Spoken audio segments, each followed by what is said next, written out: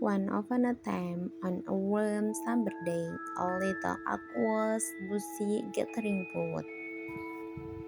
She carried grains of wheat and seed back to her nest, preparing for the cold winter ahead.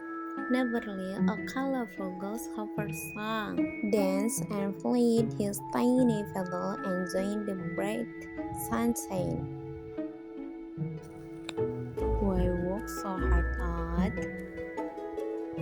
The grasshopper chuckled. Come join in my song. The owl shook her head. Winter is coming and I must gather food. You shall do the same, grasshopper. But the grasshopper just long and kept dancing. Days turned into weeks, and summer slipped into autumn. The winds grew colder, and the sky turned gray. The earth nest was a cozy, well-stocked home full of food for the long winter. Then one stormy night, they ate her a knock at her door. She peeked outside and saw the shivering grasshopper. Please, there art.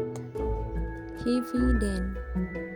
I have no food and the cold is biting my wings.